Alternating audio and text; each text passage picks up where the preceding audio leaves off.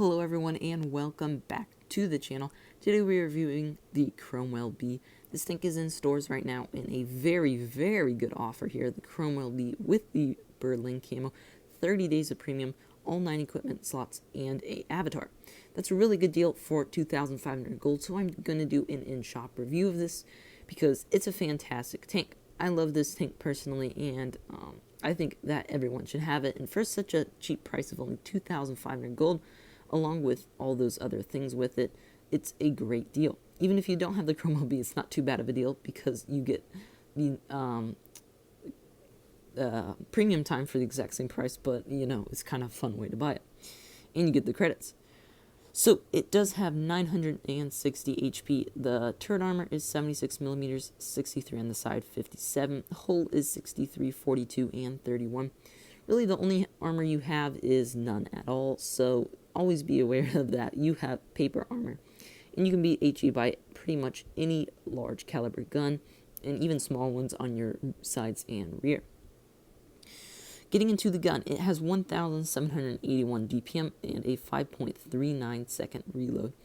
It has 145 millimeters of penetration on the AP. APCR has 202 and 38 on the HE. It's just your standard 160, alpha gun.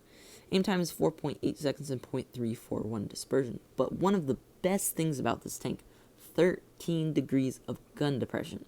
It's fantastic and allows you to really get out some good damage without taking any shots in return. As well, it has a very good speed, 64 kilometers an hour for it. So the gun on this is really good. It's pretty accurate and it's got pretty good DPM. And then with that gun depression, you can really do a lot of damage to the enemy team. Let me just find my replay. Here we are. So we're going to be having 2 replays here today of the Cromwell B, just kind of showing you just the tank in action. So here we are on Black Goldfield, and we're going to be bottom tier in this. It doesn't have the most penetration, so you do want to watch out for that. Make sure you always carry some Primo with you, because when you're facing tier 7 heavies, you definitely need to load the Primo. But the premium does have good penetration, so it's not too much to worry about. We're just going to go to the cave side on this map, and we don't spot up anybody right now, and this KV2 says he's not going to shoot any HE. I'm like, why? That's the only thing you should shoot in the KV2. I mean, maybe I sometimes shoot AP, but I pretty much only shoot HE. Anyway, back to the game. So I am just typing here, I only use HE in the KV2 because that's how you should do it. But this P43 06 anniversary is right here, and so we're just going to sneak some shots into it. We do get that kill shot on, so that was a nice early kill. So that already brings us up by 1 tank. They are now capping B, and they do have the C cap, so we do need to try to maybe stop them capping B. I'm going to try to get a shot here on the TOG. I thought my gun depression would have worked right there, but I kind of just, really, like, I was at a very steep angle. Don't know why I thought that would even work. We are going to get a shot into this TOG here. So, as you can see, it's got pretty good DPM. It's good for working those ridge lines. Fantastic at working those ridge lines. We're going to try 4-shot on the Smasher, but we are not quite accurate enough to hit it. We're going to just try to go for some shots on this KV3. We do miss these, and I could have switched up to Primo here, but I choose not to because I just didn't really care enough to worry about it that much. We do finally get a penetration on the KV3, and I'm going to switch to Primo here just to see what it looked like. It wasn't too much more, so I decided just to stay with the AP. We do keep getting another bounce, but we do go for the SU-100Y, who passes behind the KV3. I see we're spotted and that the TOG is shooting at us, so I'm just going to try to back up here and sneak in some shots. We do get a shot into the TOG too,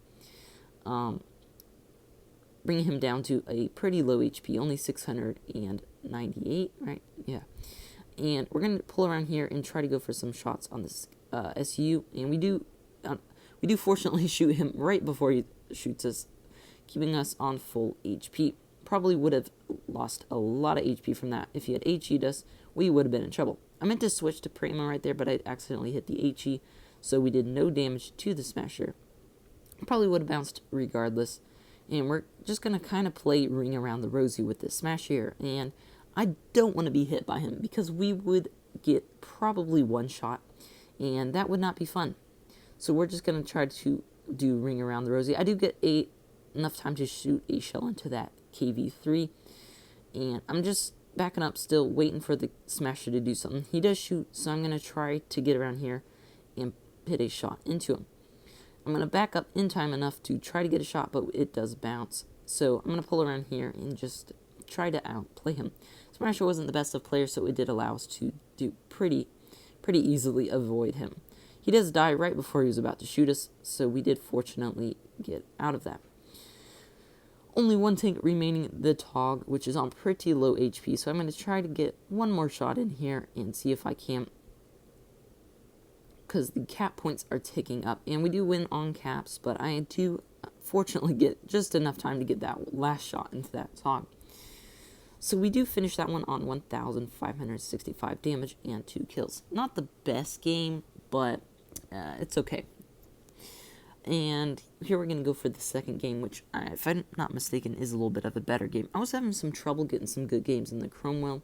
I was just having really bad teams, and it was getting a little hard to get the good games. So I couldn't get too good games, but I thought these were good enough for the review. Anyway, because the reviews don't always have to be about masteries. That kind of skews how good the tank really is. While I do think this is a good tank, it's more of a fun, good tank than like a overpowered, like super OP tank that you're just going to roll out and destroy the enemy in. So it does kind of bring a little bit more to your just more average battles out there. So yeah, my excuse for not getting good battles is that. So hopefully that's good enough excuse. We're going to get a shot into this Jag Panzer IV early, and he's the only one we have spotted up over here, so we're just going to try to outsmart him here. I'm not sure what he was doing. He didn't really play the best. So we do get already 3 shots in and haven't gotten any in return. He has now missed us twice, and we are going to get a nice engine. And I am going to pull out here because I do want the kill, and I'm not too worried about that taking that one shot. So we already cleared that Jag Panzer, and the SU-100Y is down as well. It's already 2 reds down in the first minute of the game. This KV2 menacing is pretty high priority for me to try to stay away from, because he has the biggest gun at tier 6, and we don't want to get derped by him. We do miss that. Well, actually, it ricochets. Not sure how it ricocheted. Maybe it bounced off the engine deck. I don't know. So we're just going to pull up here and go for a shot on this Y5, which we do get. Gonna let that Leopard go for that Y5 because I don't want to pull out and let the KV2 get me. Notice that this this Panzer 5.4 or whatever is rushing me, so I'm going to get another shot into him, and he goes towards the KV2, just remaining the Jag Panzer 5.4. I mean the PZ 5.4 and the KV2. We do get a nice snapshot on that Panzer 5.4, allowing us to finish him off. We're going to play pretty dangerous with this KV2, but it does work out in the end, and I somehow don't die. He wasn't the best of players, as you can see right there. Just kind of turned his turret away as I pulled out, so could sneak a shot in. And this is one nice thing about the Cromwell. It's good at sneaking shots like this, because it has that good mobility and that good rapid fire gun that you can really sneak a lot of shots in. And this is paining me because I see his HP just burning down, but I know if I pull out I will die. But I do it anyway, and we do get the shot right before he does get killed. So that concludes the second game of the review. We end that one on 1,722 damage, 2 kills as well in this one. So yeah, guys, that's the Cromwell B. I like the tank, and I hope you enjoyed the video, and I will see you next time. Bye.